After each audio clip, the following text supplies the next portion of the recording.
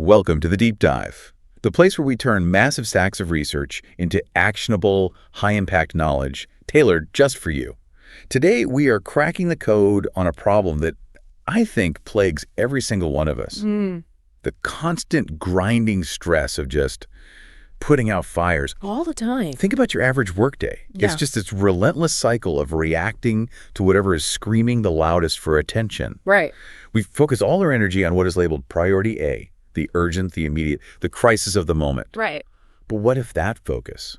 What if that's actually the problem? What if the secret to a genuinely grounded, less stressful, and, surprisingly more productive life isn't getting better at handling those emergencies? Okay. What if the solution lies entirely in mastering the things that aren't urgent? At least not yet. That's a huge shift in thinking. It is. Yeah. Our sources lay out this really profound framework for it, centered on one idea: first day pre-OB, which is understand priority B. So our mission today is to unpack that concept and show you exactly why embracing these priority B tasks is the ultimate shortcut, not just to avoiding chaos, but to building a life based on foresight instead of, frantic reaction. And that mission, it really requires a fundamental change in perspective. The sources, they immediately identify the core conflict here. Very good. It's the universal human tendency to only react to what's immediate, to chase that little dopamine hit of ticking off a critical, urgent task. Yeah, that feels good in the moment. It does. But we have to define priorities in the first place because, well, structurally, we cannot do everything simultaneously. It's just not possible. There's a scarcity of time. Exactly. And that scarcity forces trade-offs. And unfortunately, when we instinctively choose urgency over importance, we are essentially choosing a path paved with stress. Okay, let's unpack this structural problem first, because we need to clearly distinguish between these two categories that dominate our daily lives. Let's do it. Let's start with priority A. This is the category we all know intimately. Yeah. The sources state that pre-OA tasks, they have to be acknowledged as mega critical. These are the emergencies, the things that demand attention within minutes, maybe hours. And if they're left undone? If they're left undone, the source uses this powerful, almost terrifying metaphor, saying that sometimes the house literally burns down. Right. Pre-OA is the crisis. It's the missed client deadline, the critical system outage, maybe a sudden illness or a car breakdown. The stress isn't optional. No, it's inherent in the situation. Your effectiveness just plummets. Your cortisol levels spike. You have to address it. And frankly, how fast you address it is often the only metric of success. So now we move to pre-OB, which is the focus of our deep dive. How does the framework define this category? Pre-OB is defined very precisely as important tasks which are not yet urgent. Okay. If you're familiar with, say, standard time management theory, this is the classic quadrant 2. It's the zone of quality and long-term effectiveness. These are the things that improve your future. But their neglect doesn't cause immediate visible pain, and that creates the inherent challenge. So there's no fire to put out. Exactly. Pre-OB lacks that immediate screaming pressure of pre-OA. Since there's no immediate deadline or, looming consequence, it is incredibly easy for us to rationalize postponing it. I'll get to it later. I'll get to it later, or this just isn't a priority right now. But that later is simply the moment pre-OB inevitably converts into a pre-OA crisis. So we have the screaming immediate crisis, and then we have the quiet, important, preventative work. And this is where the framework gets really interesting and provides that key aha moment. I love this part. The central liberating insight of the source material is that knowing and addressing pre-OB issues in time, that's the only mechanism that avoids many of these stressful pre-OA phases. It's your anti-stress shield. It is your anti-stress shield, manufactured through foresight and consistent effort. Think of pre-OB as preventative maintenance, right? Whether it's on your car, your career, your health, pre-OA is the breakdown on the side of the road. And pre-OB. Pre-OB is the scheduled oil change and tire rotation you did 3 weeks ago. Without that proactive step, you are guaranteeing future chaos. But the oil change isn't exciting. That's the problem. Pre-OB work often feels unrewarding in the moment. You get no immediate praise for, say, updating your disaster recovery plan or for spending a Saturday afternoon meal prepping for the week. Or just reviewing your finances before tax season. Yes. It requires internal motivation, not external pressure. Let's talk specifics then. Our source material gives us these perfect, common examples of pre-OB failure that just instantly converts into pre-OA panic. And you can probably identify with at least one of these. Oh, definitely. Professionally, it's that scramble to get a necessary contract or some security document at the last minute because compliance suddenly demanded it for tomorrow. Ah, yes. Personally, it's when an exam or test prep only happens in this desperate, sleep-deprived rush the night before. Or maybe you're renovating your kitchen and you realize you never sourced that specific tile. And now the builders are just standing around waiting for you. Exactly. In every single one of those scenarios, the task was important for weeks or even months.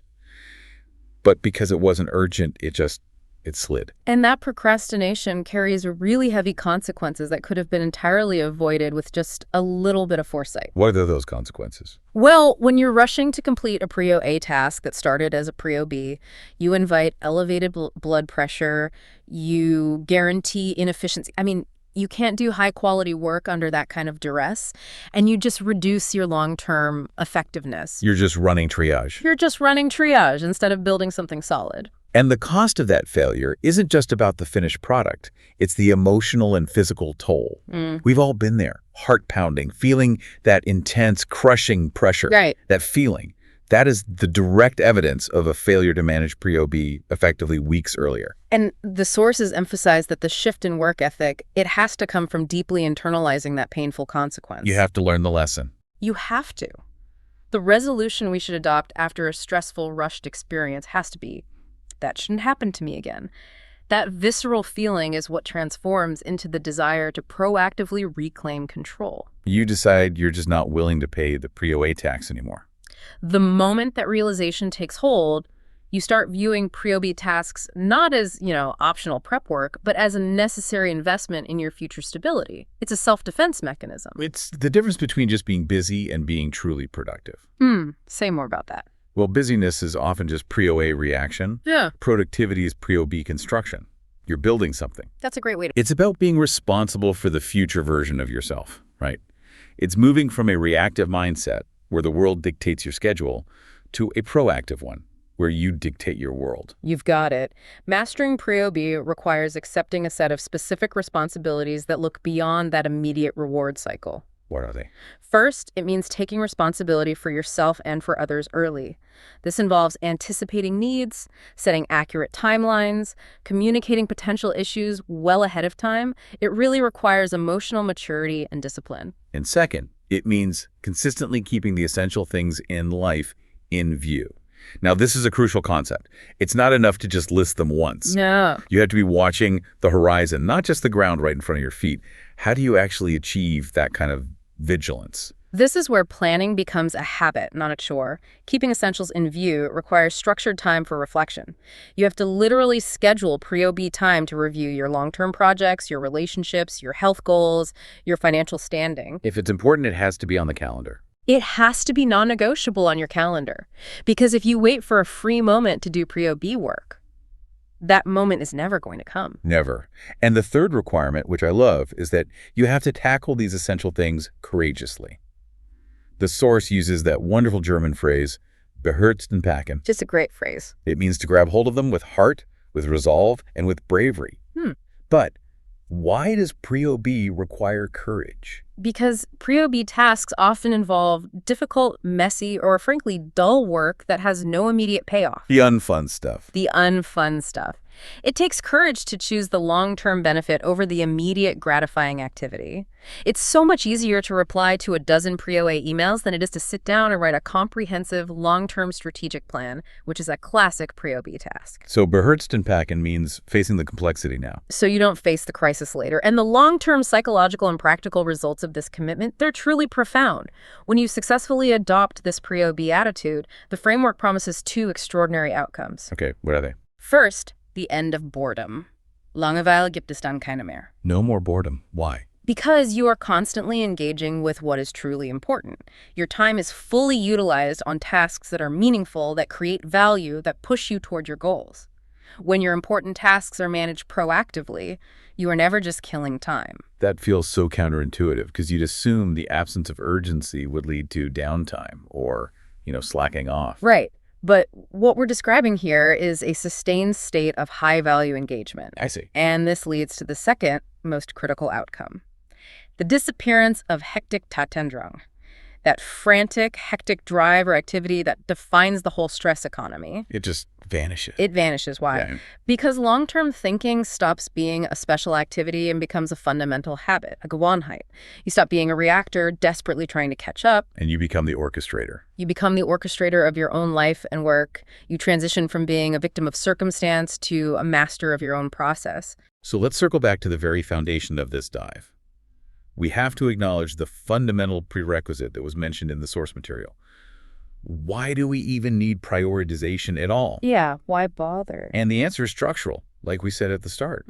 We simply cannot do everything at once. We live in a world of infinite demands and finite resources. Always. Therefore, the simple yet often overlooked takeaway is that good planning is a key to success. Planning is the vehicle. It's how we execute Prio B. And if we connect this structural necessity to the bigger picture, the material gives us a final, almost philosophical resonance to this whole concept of managing urgency versus importance. Okay. To bring home just how radical this mindset shift is, the sources reference a profound quote for us to consider in this context. What is it? Aber viele Erste wird letzt and letzte Erste sein. It's from Matthew. The first shall be last, and the last shall be first. That's a powerful line that, it typically speaks to moral or spiritual standing. How does the framework reinterpret that here in the context of priority management? It takes on this compelling and highly practical new meaning. Think about the two categories again. Prio A and Prio B. Right.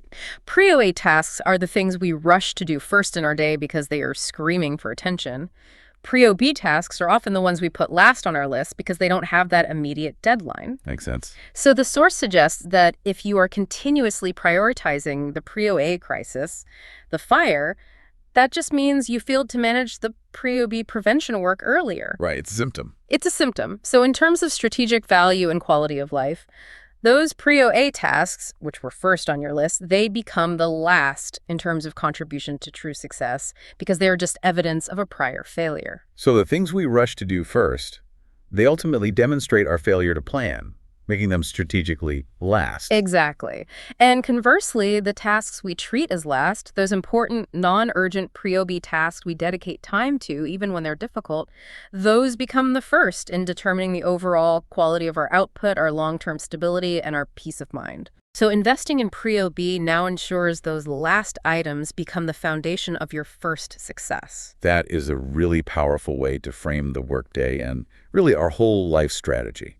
Prio B is that intentional, scheduled space between important and urgent. It's the fertile ground where future crises are diffused. If you want to stop dealing with emergencies, you have to start doing the work before the alarm ever goes off. That's it. So the core mandate for you, the listener, is clear. Stop admiring the Prio B list, that list of things you know you should be doing, and start acting on it. Make the important things the first priority of your day, not the last. And building on that, on the source material's focus on long-term thinking and avoiding that hectic drive, here is a final thought for you to consider. A quick self-assessment based on this framework. Okay, let's hear it. If achieving Prio B mastery means the end of hectic activity, then look at your calendar, your to-do list, your emotional bandwidth right now. What urgent Prio A task is currently dominating your time? The big fire right now. The big fire.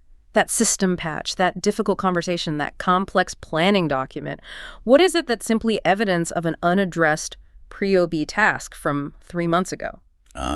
Connecting the current pain to the past inaction. Exactly. Identifying that link between your current stress and your past neglect, that's the first step toward finally reclaiming your time and achieving Prio B mastery. Now go apply this knowledge, start managing your Bs, and we'll see you on the next deep dive.